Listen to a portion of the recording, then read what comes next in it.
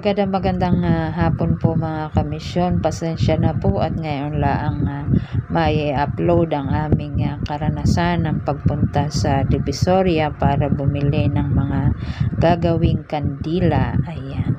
So at nandito na po ang aking kapartner, ang kasama ko na bibili sa Divisoria. May dala po yung stroller dahil diyan po namin ilalagay ang aming pamimili at kami po ay parehas baldado pagdating sa pagbubuhat. Kaya yan, ngayon po 5:30 AM kami umalis dyan. At ito na nga po, nandito na kami sa bilihan sa Divisoria ng mga kandila. Ayan. So, marami po rin namimili dito. Ayan, lahat ng mga gagawing kandila ay naririyan. Lahat ng mga materials.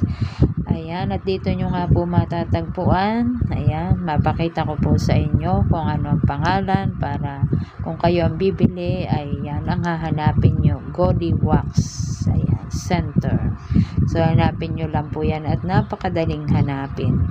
Kami nga po pala ay bago nagpunta dito, ay syempre nanghingi ng tulong sa Diyos, sa paggabay niya sa amin. At kay San Antonio na kami ay ituro agad sa aming pupuntahan para maging mabilis ang aming biyahe. Ayan na nga po at iba't ibang klaseng kandila ang naririyan ang inyong makikita dito sa Godi Wax Center.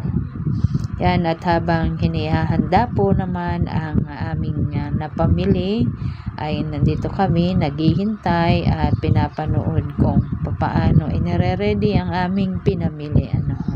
So, yan po ay 20 kilos gel candle at may mga iba't ibang materials pa.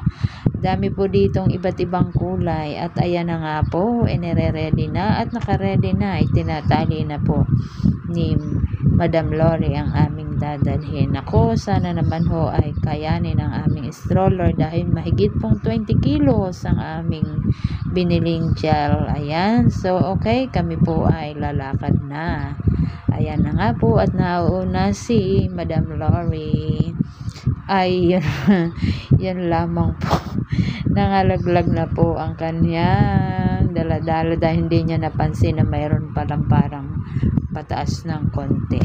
So, ayan. Tuloy po ulit tayo sa aming paglalakbay. At ayan nga po, kasawi ang palad ay natanggal na ang gulong dahil malayo-layo na po ang aming naaabot sa paghahanap ng aming basong gagamitin sa gel candle. So, ayan. Medyo sinipa-sipa na po at para maayos. Kaya lang ay ayan nga po at hindi naman gaanong naayos. Kaya kami po ay nagpatuloy sa paghahanap ng mga baso ng kandila. At yan po sa aming paghahanap ay nakatagpo kami ng isang mabuting Samaritano na kami ay tinulungan talaga naman. Kaya binaba muna namin po ang mga dala at habang ginagawa ng mabuting Samaritano itong aming stroller ay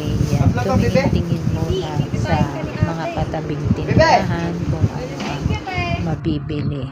So ayan, yan po ang kaniyang tindahan, yung tumulong sa amin gumawa ng aming stroller. Ayan, at ready na po.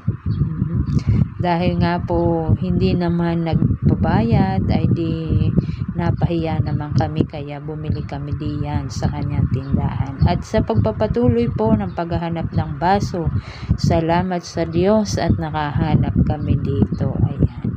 At dahil pangalawang sira po, yung isang gulong naman ang nasira, ayun, salamat ulit sa Diyos dahil sa tapat na iyon ay kami tinulungan ulit ng isang mama.